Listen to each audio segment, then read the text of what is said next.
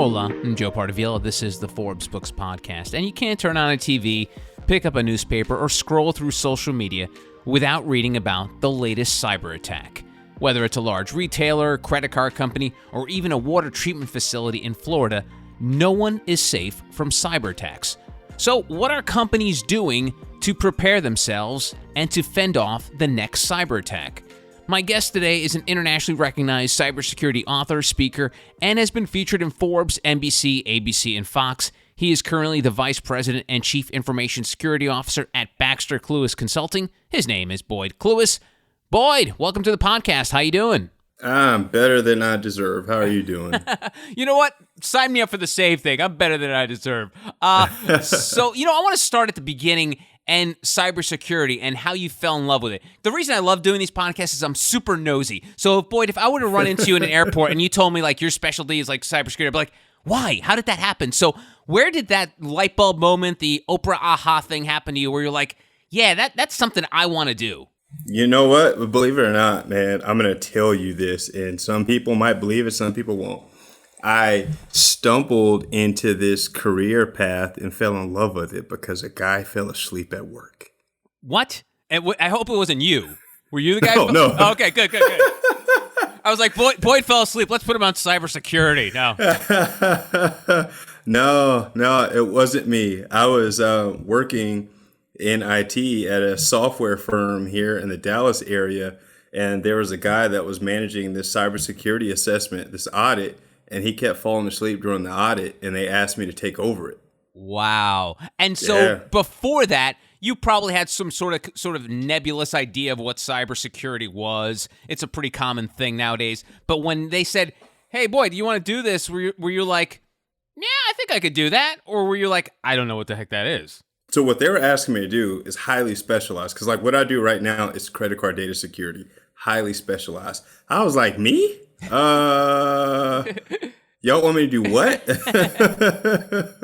And so did you have to go do special training once you got into it? Because you were obviously already in the biz, as they say, but did you have to get additional certifications and stuff like that to become more respected or maybe more sought after in that role? No, it wasn't in certifications. And at that point in time where this opportunity was thrown at me, I didn't even have the time because we were near the end of the assessment and we were getting ready to fail. So what I had to do was take home the documentation that covers what's involved in the assessment. And I had to digest that in like 72 hours to come back and help the company. It was like, oh man, I wouldn't wish that on anybody. It was like cramming for finals basically all over again. Exactly, but with multi-million-dollar fines on the line if we didn't pass. Oh, not like a no D. Pressure. Yeah, not a D. It was like $1 million fine. I get it. Wow. And so talk to me about that 72-hour span where you were ingesting all this information. Because for me, I'm a one-track mind kind of guy. When I get too much information thrown my way, I'm like, to me, it starts to get jumbled all together. How were you able to sort of process all of that in such a short period of time? See, you just actually mentioned the key word that helped me do that, process. I am a process-oriented person. Whenever I come up with a project to work on or I'm implementing a solution, I'm thinking step by step. And fortunately for me, this framework that I work in, it had 12 steps to it. So I was able to look at each individual component one by one. And I was really excited. I had a really good reason to do this because at that point in time, I was working the night shift and accepting this opportunity brought me to the day shift. So then instead of being asleep when my kids were at home after school, I would actually be able to be there and spend time with them. So I had all the motivation I needed to learn it. Wow. And after that 72-hour span, obviously we're talking, so you succeeded in processing all that information. Did you fall in love with it at that point? Or when did because, it's the old adage is that you got to love what you do at the end of it, no matter what you're doing. So when did you actually fall in love with it? Was it during that crunch period or was it like after you sort of reached the finish line, you got to finish that project and you're like, yeah, this is something I could do for the rest of my life? So it happened like this. When we finished the project and we passed, we got the compliance report out. We're good. We avoided the fines. Oh, good. The company that was auditing us, and they said, hey, man, you should really look into this as a career. I think that you'd be really good at it. I'm like, yeah, I don't know.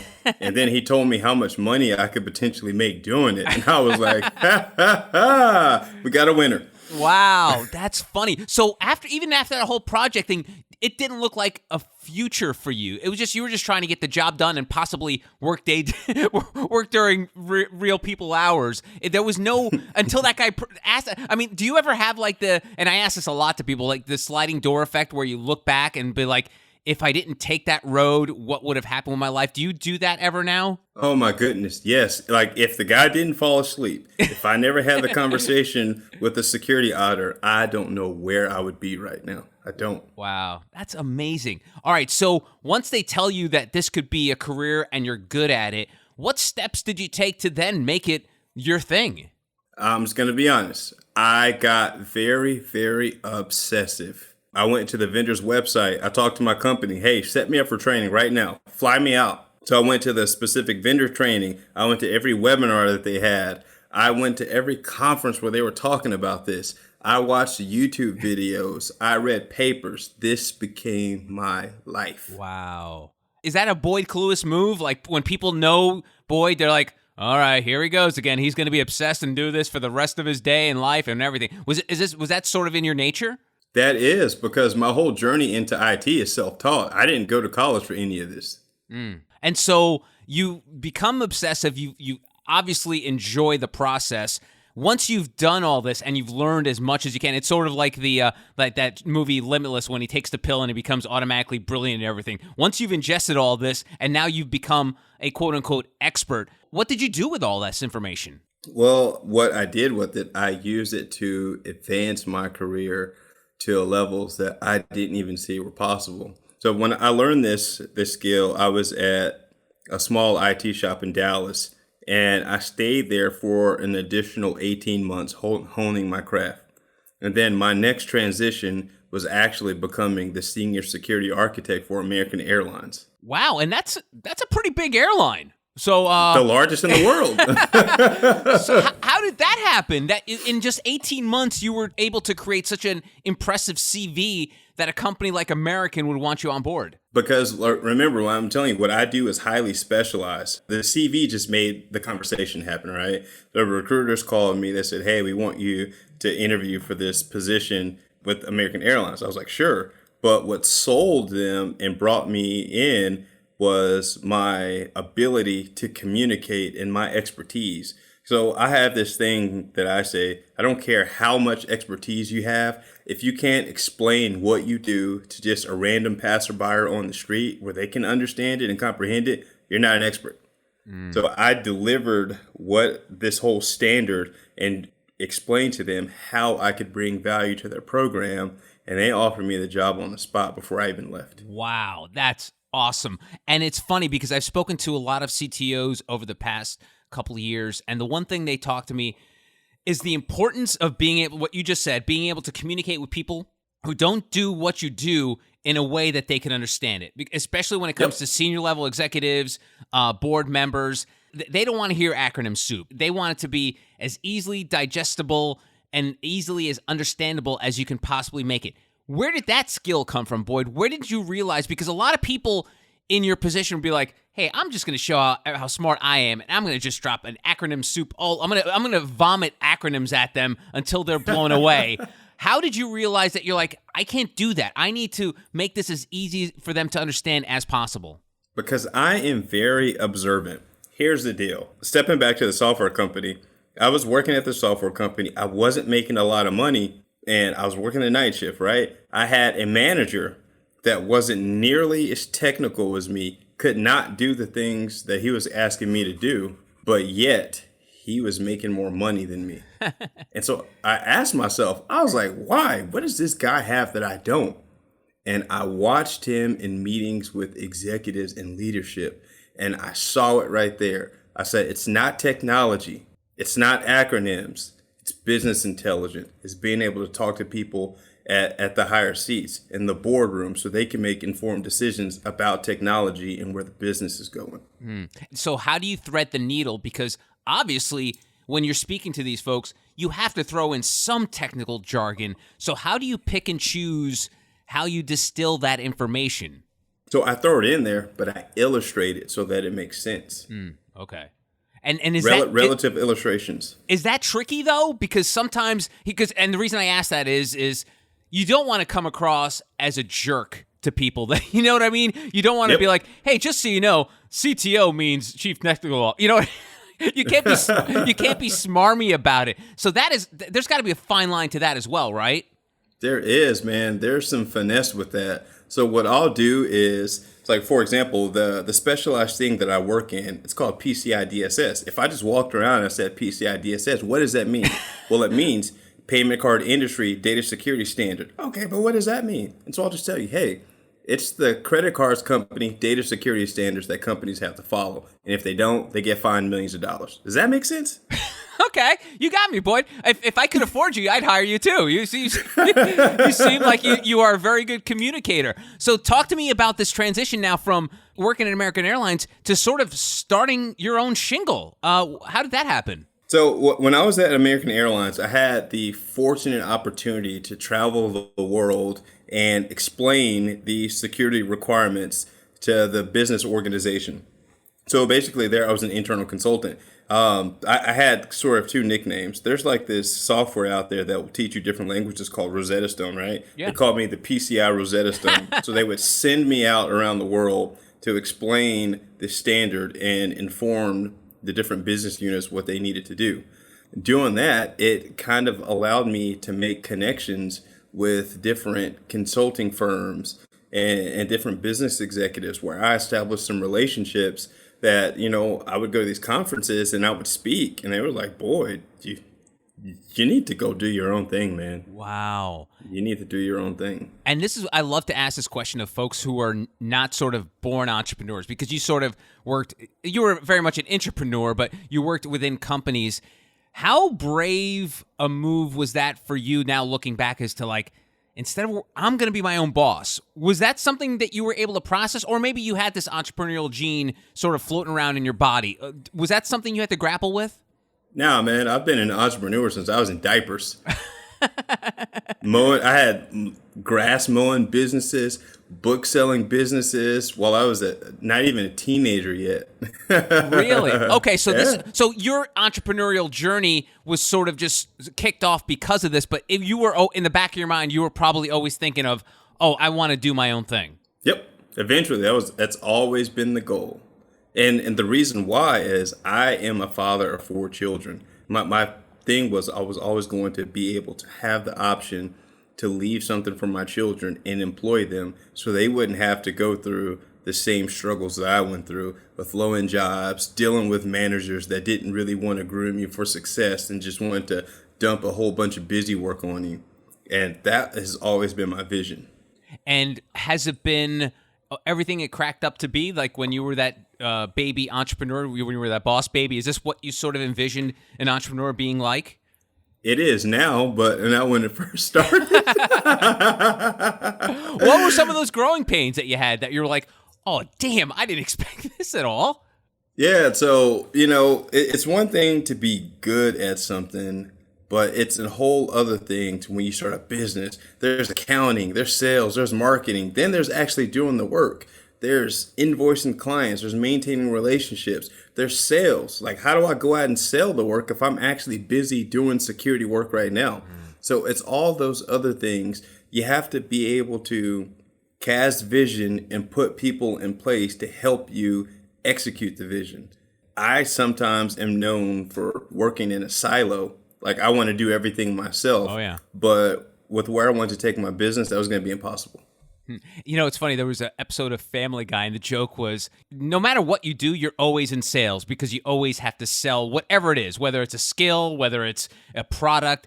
How did you learn to become a salesperson? Because that's essentially what you have to do. You have to sell your wares. In terms of your entrepreneurial journey, was that the trickiest part? No, I actually think the sales part is easy. That's the easiest part. It's getting in front of the right people. I have this thing, and I wish that this was on video, and maybe with people, they'll Google me and they'll see, I have this smile. Just something about my smile just sells people. So basically, everyone has to go to a plastic surgeon and ask for the Boyd Clewis smile, and then they can become better salespeople. Is that what you're saying, Boyd? That's what I'm saying, man. Get the Boyd Clewis special. Now, but most of the people that have worked with me, the reason why they've decided to do business with me is because, number one, they said that I understood what they needed to get done. They liked my creativity, but most of all, they liked my personality. And inside of my business, because there's two parts of my business, there's a consulting firm where we help companies, but there's also the training academy where I teach other IT professionals this journey that I took and I condensed it down for them. And one of the things that we really harp on is being personable, understanding how to mix that business with technology. That's really, really important. So, all right, well, you got the $1 billion brain, the $1 million smile. So what was so hard about being an entrepreneur? Because it sounded like it. You got the total package. What kind of struggles did you experience? Well, it's got to get in front of the right people. You know, everybody, as much as they might like you, may not want to do business with a startup. And so how did you work your way through that? I had a buddy. He was like, hey, man, I know you want the big fish, but if you get enough small fish, your pot will get bigger. So I just went after the small ones, went after the small fish, and I started working my way through bigger stages in conferences. And when I would give presentations, I would have those companies that I was seeking, they would come and reach out to me instead. So I reversed it in a sense. Interesting. And so talk to me about like your current day. Like, is this the dream? Are you living the dream, as the kids used to say? I mean, does this feel like you're doing what you should be doing? Ah, man, I am definitely doing what I was called to do. What I do in this specialization, I feel, is more like a civil liberty. I've been a victim of credit card theft. It's almost like pulling teeth to get a bank to even give you your money back sometimes. And everybody out there is not in the financial position to wait for a bank to give them their money back. So what I'm doing is helping companies implement policies, procedures, security controls to make sure that their clients aren't impacted by hackers stealing their credit card information. And then I'm getting to train other IT professionals that never even heard about this, how to do these security assessments so they can go out and help these companies. So I'm helping companies, helping businesses, and I love it. That's awesome. And so let's talk a little bit about cybersecurity, because I want to pick your brain. Obviously, cyber has been in the news for the last 5 or 6 years. You know, lead headline stories about SolarWinds. You had that water supply down in Oldsmar, Florida, that got hacked.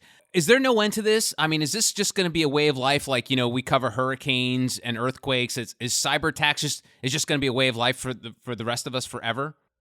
Were you reading my LinkedIn page or something? No. I should. I will after today. But why? What did you say? I literally just posted yesterday about this because we saw Robinhood was breached. Yes. 5 million users impacted. I'm like, we're reading about this every single day. It's going to become the norm because companies are investing in software and tools when the most important thing to invest in is the people. I don't care how many firewalls you have on your network, how many sophisticated systems. I can get access to your network just by talking to somebody. Wow. That's it. And, you know, it's funny because a lot of these hacks, Boyd, many of them don't become public knowledge that you don't know. But like SolarWinds, for example, I believe that they got hacked because the password was like SolarWinds 123 or something like that. So again, that goes down to human error. Is that why a lot of these cyber attacks are happening? I mean, obviously some of these hackers are just brilliant and find all these back doors. But is human error the biggest culprit when it comes to cyber attacks? Yes, human error in misconfiguration of systems as well as social engineering. You know, sending an email to someone like a secretary or someone about how cute this kitten is. And next thing you know, they're clicking on the link and they've infected the entire environment with malware. Simple stuff like that. Calling a help desk and saying, oh, I forgot my password. Can you reset it for me? But not actually being that person, and processes not being in place to validate the identity of the person you're giving the password to.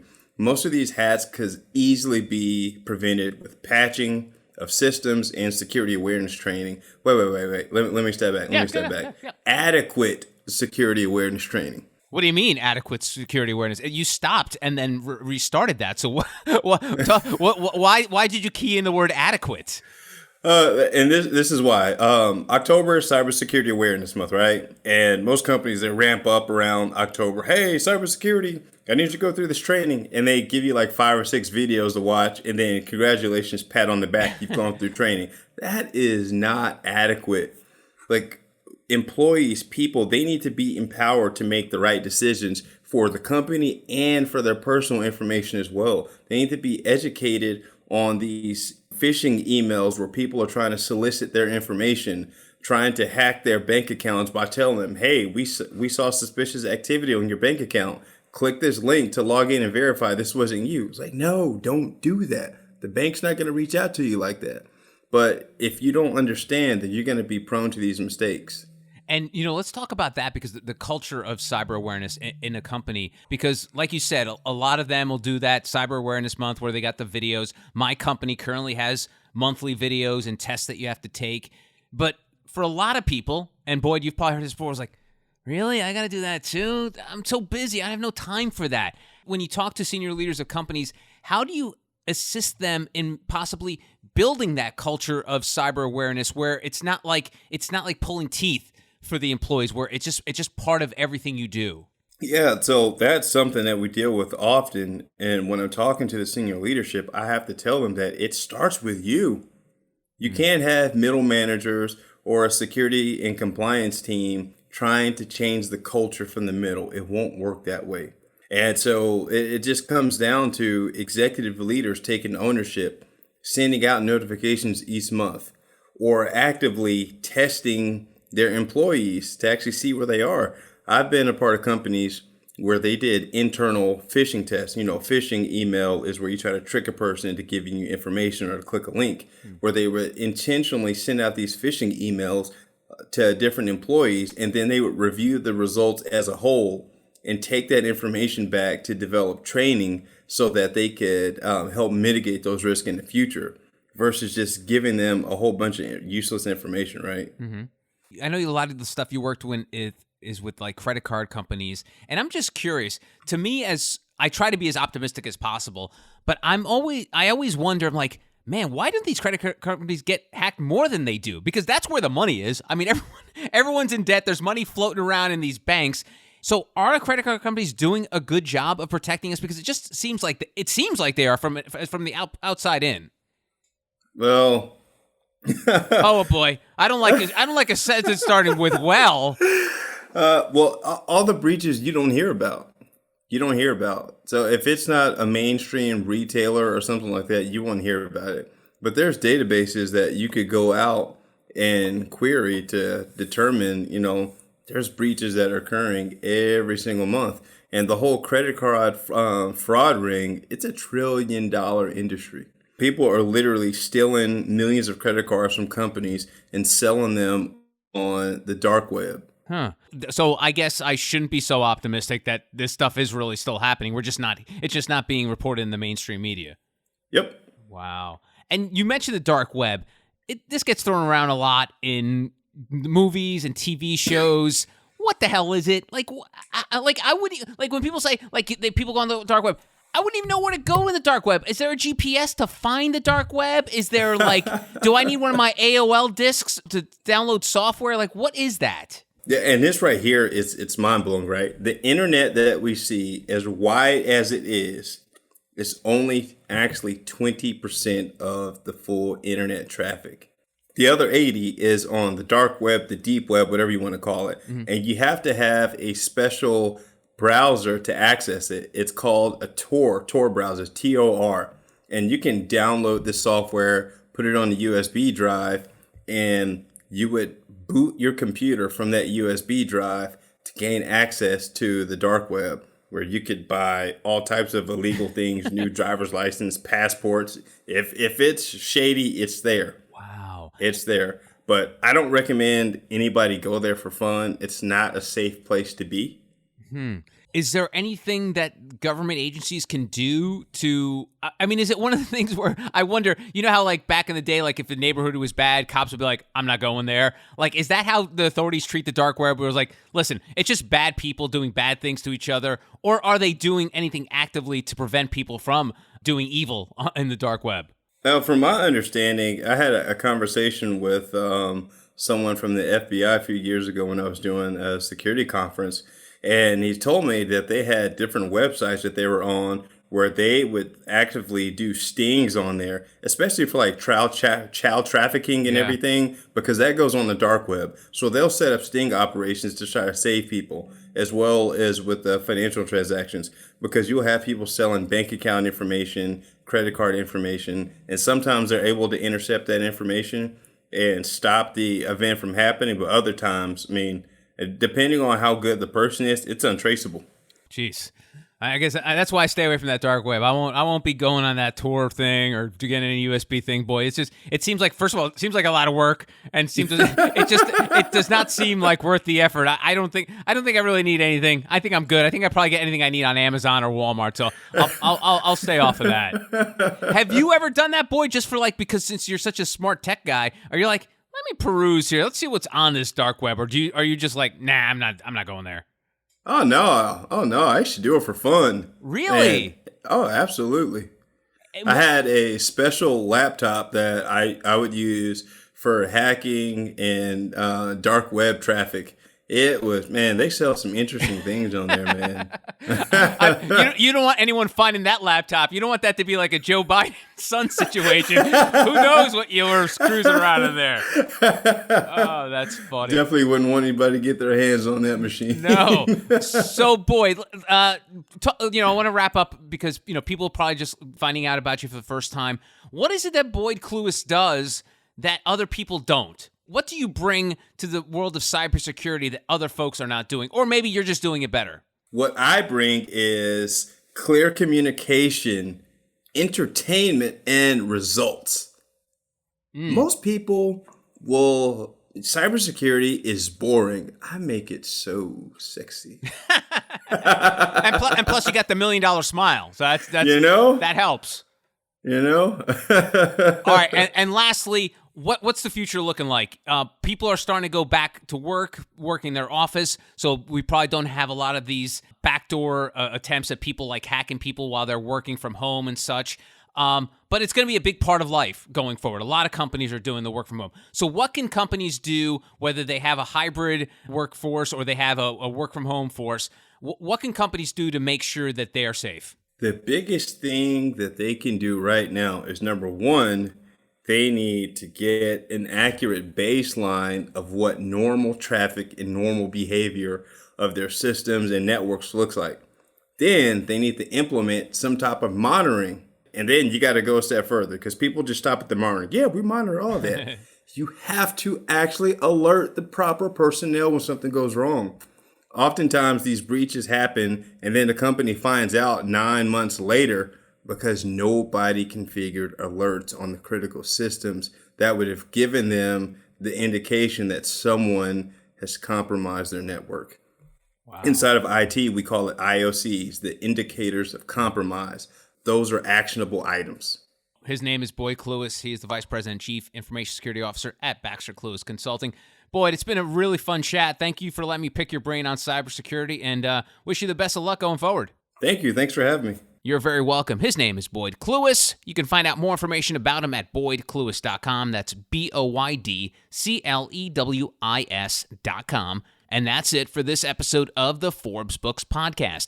If you enjoy the show, make sure you take a second and subscribe so you automatically get new shows when they drop.